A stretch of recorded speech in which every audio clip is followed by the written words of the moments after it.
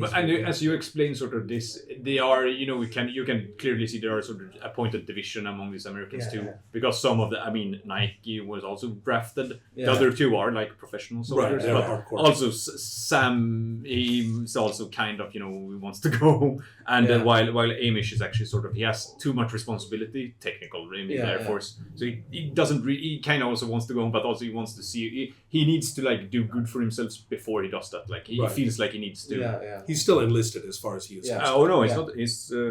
You know what I'm saying. He is still on the job. Absolutely. He wants to help.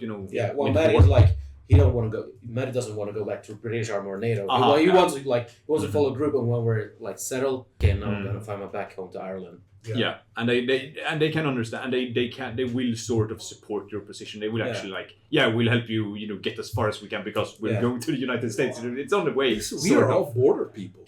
I am from the former DDR, which barely unified before everything unified. Right, and then you are from a Baltic state, technically Soviet, but not. But that's problematic, right? And then you just told us that you are from one of the most difficult borders in Europe, as the minority. So that's there was no Good Friday Agreement back then. No. So as soon as everything dropped, he was like, the British flag went off. So he has no flag on his uniform. But if it's a British uniform, it's a British uniform. But he has no flag. And that's probably why it's fighting in an American division. That's right. Not in Northern Germany. Well, anyway, that's sort of the position. So they are willing to, at least for the time being. And then, as I said, Conrad, he's arranging to get the truck sort of moved. They have, they can drive trucks there too. He can get the guy, just drive, And he tells you this, but just down the street. I want to let the other people play a little bit. I just want to let you know that I'm going to meet the guy. Oh, yeah, sure. Well, what do you want to do? You're also escorted. Yes, right now. Sent me to the hospital. But I'm aiming at going back to the courthouse or the mayor or someone after I'm checked out. Being released from the hospital because I'm not dying. Mm-hmm. No, you are not, and you're on. Yeah, well, sure. You will go there first, and then they will determine, how hurt you actually are. You are escorted by this sort of former policeman. Or maybe still a policeman. I don't really know anymore. Citizens Militia. Man. He has a patch that says militia on it. Mm-hmm. The Americans, and I assume you are following at the hotel, or are you? I'm trying to follow him, to see if he needs some help or something like that. I'm going to just say you should go to the hotel. Just take a break. It's been a long few nights. Trying to follow you, and you're pointing back. Okay. So you are directed, and even Lockman actually he detaches one of his men. You're just a whole bunch of questions for people to ask. When you are. And so you will arrive, immediately. I think the Americans still has their American flags. I haven't said anything else, so they would. So people if they look close enough to your city, they American, would. Yeah, absolutely. And I kind of stand out too. My uniform, like I said, no flags at all. But you can recognize it as a Western. If you know it's a British, you can understand. But people could be wearing anything. They could. But there's no flag. No flag at all. So it looks a little bit less suspicious than Americans. Well, what might be a bit suspicious to you is that none of you speak Russian. This of course that's private. It's private Nikolai Krasnov. And it says on his sort of uniform. You can't read it with Cyrillic, but anyway. So he's speaking with the guy on off duty at the hotel sort of desk. There are, of course, there's no staff there. It's just a house where there are rooms available. And it's generally used for the convoy as the main totally generally used by the drivers and the drivers and the officers, mainly the officers who get a real room, but they're nice to you. They sort of so he says something to the guard and they laugh and then sort of gestures just go up here sort of in the smallest rooms. You get the rooms at the top floor actually. And it's single rooms. like slanted walls. Yeah, you know, it's very small. Very European. Exactly. It's a 17th century house or something. It's an old building. It's very beautiful actually in this city center. It's right now, now, maybe not 4 years after World War III. Water but pressure in the toilets, that's a different issue. There's none. There's no water treatment or anything.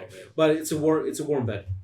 Oh yeah, it's pretty. It keeps the cold rain out at least. There's no central heating. Never were any central heating in this building. But anyway, they might actually have coal fires and so on. But to a limited degree, they might keep things livable. Because they have coal here. In this region and generally, there's a ton of coal here. So they can keep these very old sort of furnaces and burning because they don't need oil.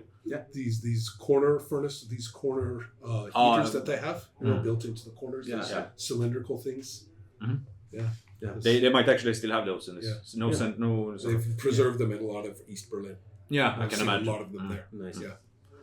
There might even be stoves and so on. But still, not in the hotel, but in private houses. Still, there might be this sort of very small town. As soon as I get into the room, like nod my head, try say thank you in Irish, just not to speak English, like give him some fun, some. Gaelic, close the door, just take off my boots, look at my feet, and like, ooh, use a couple like a bandage just This might be a good reason to recover some fatigue if you. I'm gonna do it. Like I'm gonna eat some dried meat and just go to bed. Exactly. Yeah. The Americans will do basically the same thing. They will just eat something and like take care of my feet and go to bed. I forgot to mention they will have to you will have to leave your arms down at lobby. They don't really want you to bring assault rifles into the room. They want to have some sort of there's a semblance of society. They don't. So maybe the Americans are a bit reluctant, but they are two armed Soviets. They don't really understand what they're saying. So they sort of sure whatever. They might actually. They probably keep them pretty organized though. It is behind the counter. Give you like they are not number. Confiscated, but they are like behind the clerk's desk. Or something. You get a number. It's probably a good idea. Because basically. But I think that gun check. I think Amish Bond, he's a gentleman. He will actually give up his pistol too. The Nike and Davis, though, however, they will attempt to. Neither of them have any stealth skills. I don't have a gun at all, so I don't have a pistol. Do you have a pistol? No, you don't. So, I have my assault rifle and sniper rifle. And you can't really hide those. I'm like. I hide my grenades. I don't know about that. That might be even more. No grenades. No. Unless you want that, you can roll for it. No. Because that's what first Nike. She has no stealth, but she has agility 9. She's not terrible at it. And she does. She managed to actually, she's a woman. She wants to I'm liking Nike. She's become very vivid. So she has and then Sam sort of, we tried the same thing. He has agility 7. It's not bad, but he also has no stealth. Oh yeah, no, don't worry about it. Keeps it, Lucky Americans. He might actually have had a, holster, what do you call it? Like underarm holster or something to begin with. He's mob. He's mob connected. Maybe it is. So what happens with Katrina? Well, you get ready. I think they're finished. And you are, taking basically down the road. Or down here, and down here to the hospital. Right beside there's a railroad running past, you can sort of see. There haven't been trains running in it for years, but there is a railroad there. The hospital is a very large building actually. It's a rather large, much larger than you would expect like a small town like this had to have. But it's sort of half abandoned. As you walk in, there's barely anyone there. But there is it's manned, and this police officer sort of, he gets you basically the head nurse who is acting like highest ranking medical professional. There's no medical doctors here, but they have experienced nurses. Are there many injured or? Not as you can see there. It's ghost-like. It's too large. It's very much too large for the amount of patients. There might be, you might see someone in the corridor far away as you're walking through this. Everything looks the same. Sort of, the white-walled corridors and sort of empty rooms. So you get to bed, at least very easily. Sort of in the inspection room or whatever we call it, where you do the preliminaries, sort of. And they will check you out and they will roll for that. Just get medical diagnosis, of course, obviously. First question: is the nurse like a big built Eastern German? No, she's Polish. Oh, I was gonna put like the ex-Olympian, stereotypical ex-Olympian. Oh yeah, no problem. Probably I haven't. Let's see. Yes, she's actually right here. Yeah, but sort of. Yeah, she's a bit, pretty good, well built. She's for impressive. A guy with only a few lines of notes, he's surprisingly well prepared. Yeah. This is just the names. Yeah. She's an impressive woman, tall, and rather middle aged, but sort of powerful, sort of in appearance, and sort of charismatic. Maybe not charismatic, but sort of has a pondus, sort of a presence, sort of. So, and she's the problem is she doesn't speak Lithuanian or doesn't speak Russian, but she will speak Russian. Imagine, How come? Because she's in Poland. she's in Western Poland, Southwestern Poland. But she will, she would have instructions from the militiaman, sort of what to do, sort of. So what she will do is actually between like when she understands that you're not speaking Polish, she will bring in another, it's not even a nurse really. It's more like a local person who's helping her, like a younger man. So maybe it's 16 or something. It's very young. But sort of, he's getting, taught the ropes around this, hospital. And he does, since he picked up some Russian from the sort of the convoys passing through us, and they helped them sort of patch the rope and so on. So he can sort of translate for you. So you can at least understand, like, she asks you, like, her name is Mrs. Rack. Arako. Salom Rack. And she's the head nurse. She's the sort of, she got tasked at, looking at you, and she's wondering, what happened? You look like you got shot. Have you got bullet wounds? I don't kid me, because she recognizes bullet wounds at this point. Well, yeah, I got shot, but someone already tended to the wounds. So it should be good, but she will. If you want to have a look, you can. She has a thorough look, neural medical diagnosis, the very fitting, and sort of she can see that this was competently done. Sort of, she's almost impressed, but sort of she doesn't really show it, but sneers, impressive, like adequate, adequate, sort of good enough. Sort of say, who did this to you anyway? So was it anyone local? Yeah, from medic from my team. You have a medic in your team. Where's she from? I'm not sure. You'd have to ask her. What's her name? Nike. Oh, that's a strange name. She's from. She's Polish. Greek, probably. Greek, really? I don't know. Seems strange. There aren't many Greeks around here. Yeah, that's. Did she serve in the Soviet army? No. I didn't. The Polish though? Yeah, I think so. I see. Nice Greek. Well, it's going very quickly here, but well, that escalated quickly.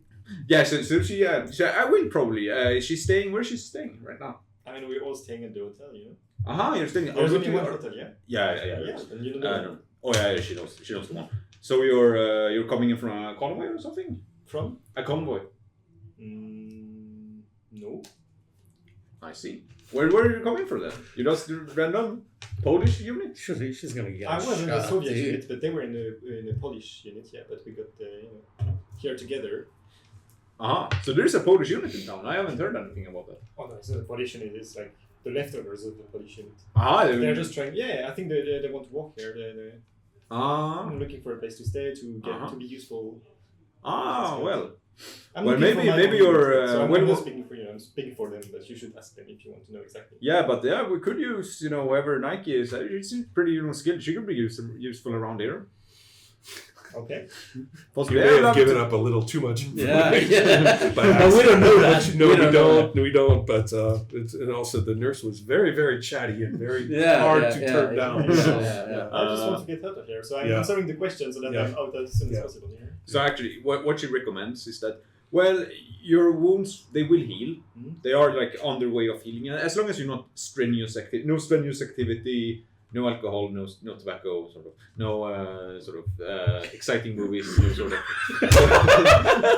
at least karate movies. So you will heal in a couple of days, at least. It's on the way, but don't do anything stupid. Don't get shot again, and and we don't. Maybe one. I mean, if you have medical supplies, I thought of that. With you? I don't think so. Ah, I see. Well, too bad. But if you find any, can probably take some aspirin or something if you feel bad. Okay. Good advice. Get autism.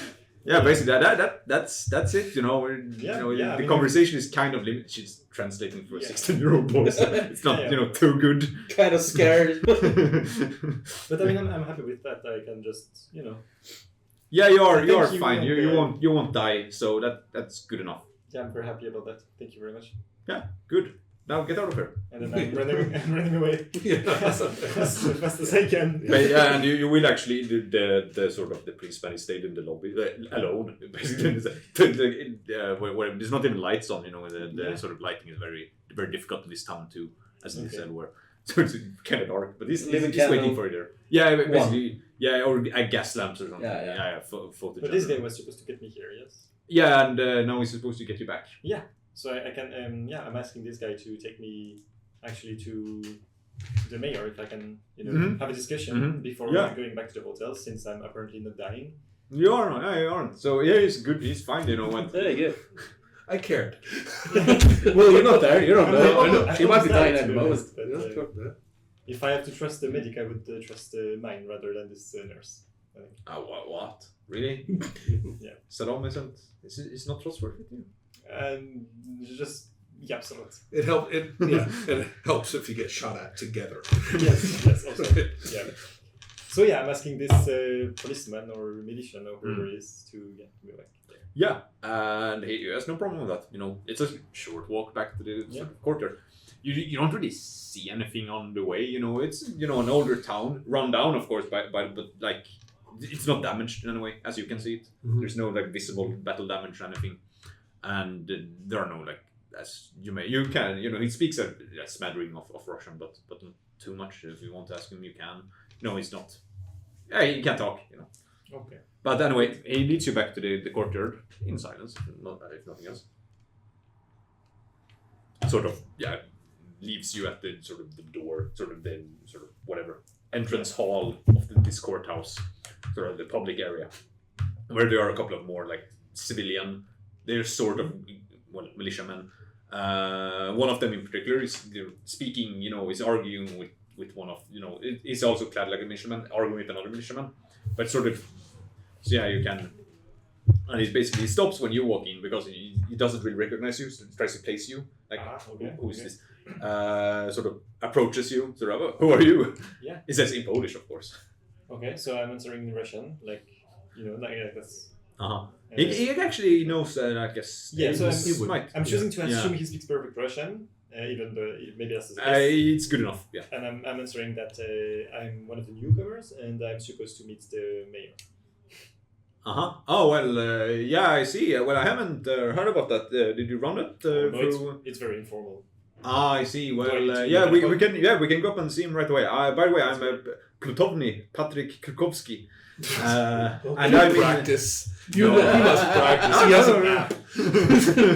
Duolingo Polish. Yeah, I should probably download that for this. Yeah. Anyway, it's Patrick. And yeah, sure, we'll write up. I'll join you. So did you just arrive recently with that truck? Yes, exactly. Yeah, good. Good. Well, it's good to have some newcomers. It's very exciting. You aren't with the convoy or anything?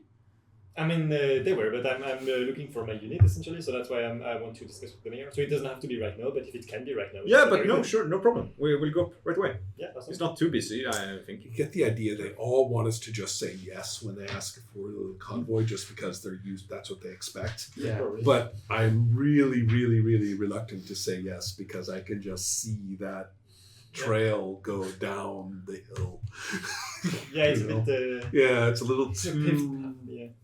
So anyway, this sort of it's a nice 18th century building, sort of the townhouse, and the mayor has his office on the second floor. This is actually it's not electrically lighted, but there is like comparatively well lit, and it's overcast of course. And he's from the military. No, he's from the militia. He's a militia uniform. Okay. The town militia, and what you do, knock on the door, to the mayor, and he was kind of free, and especially when it's Plutovny Krakowski, who's coming in sort of with you. And so and he does like, this woman here, Katrina, she wanted to speak with you. Well, if it's okay, if you have time, and yeah, sure, I have time. You know, I wanted to speak to her as well. So sort of ask her a few questions. So yeah, sit down, please. Then it's a pretty good chair. You know. Also, probably 19th century or something. Yeah. So, and the Patrick, he does stay in the room, but sort of he stays back, sort of in the backup room. Sure. By the door. Yeah. So yeah, I have a couple of questions for you. First of all, so I just got back from the hospital, and it looks like everything's okay. I can't really do very intense physical activity.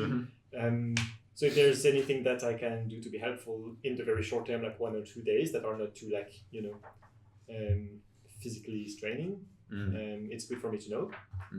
That's the first question. Yeah, Major Conrad, he's very sort of, he's smiling with all, he's very, sincerely smiling and sort of, you want a cigarette? These are pre-war cigarettes. They're Galois cigarettes. You want some? I would love to, but the nurse told me not to. I see, of course, you're head first. So, yeah. And he sort of offers Krakowski one as well, who actually does, go very slowly, very deliberately sort of goes forward and it takes one, sort of goes back again, lighting it. So they're smoking their sort of very French cigarettes. So this kind of good stuff. It got the good stuff, as good as it gets in this town anyway. Yep. So he said, well, you can be very helpful actually to us, because I just can't figure it out. Where you come from, sort of how you're composed, how your unit is composed. So maybe you can help me by answering some of my questions to begin with. I told him not to do that. Of course. I told him to forget it. Ask away. Fortunately, he's talking to you. I think I think you can help me, as much as I can help you. So let's have this discussion. Yeah, sure. So let's just start. Like, where do you come from? Because we can't really figure. It seems to you have some Americans, some Polish, some Russian, some East German, some. I don't really know. I'm from Lithuania. I am a circus clown, but I got drafted, in the Soviet army, in a Soviet unit. But I got, we got separated at some point, and I ended up in the middle of the crossfire, I want to say. Almost died maybe like twice in a week. As you can see, probably. And these fellows I'm with have helped me, and they're trying to get by, trying to as well get not in the way of the bullets, if I may say, and trying to, I think, feel useful. I mean, you'd have to ask them because I'm not in their head. But that's for me, and I'm if I can, I would be very grateful if you could help me get back to my unit. And then I'm giving this. This is right? Well, this is basically what he would know, this part. Yeah. So I actually. And so I'm saying, if you know where I can find them, it's perfect. But if you don't, if you know any of the names and you can guide me through any of these names, they would know me, and it would be very helpful for me. Well, he has to take a bit of a good look. He does sincerely read the list and sort of he tries, but sort of looks at.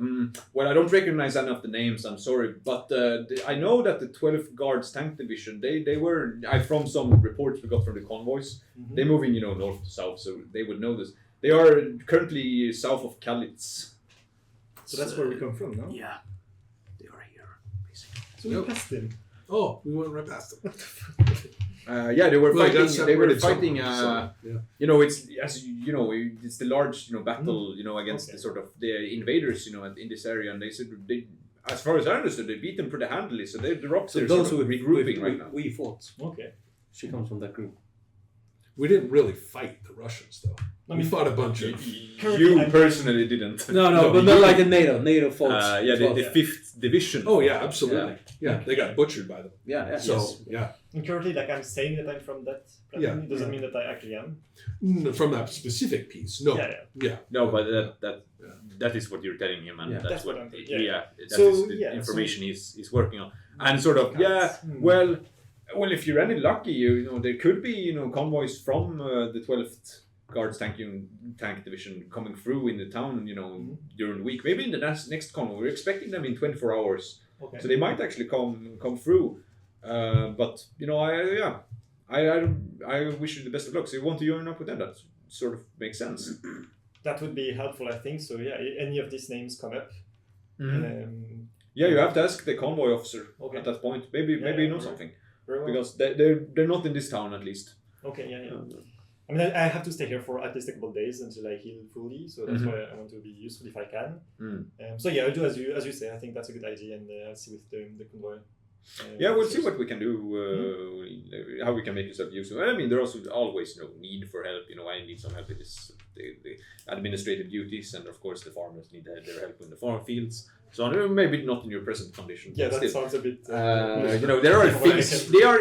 We can put it to work. Don't worry about it. There are things that need to be done. Don't you worry. What are you good at anyway? You circus clown sort of.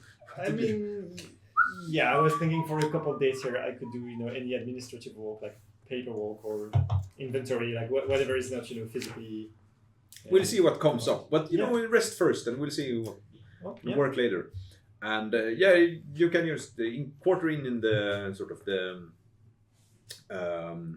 hotel with your friends. But anyway, you didn't tell me you're from the Soviet army. Are they also from the Soviet army? Because I'm not in the military, but I don't recognize American uniforms when I see them. I don't know.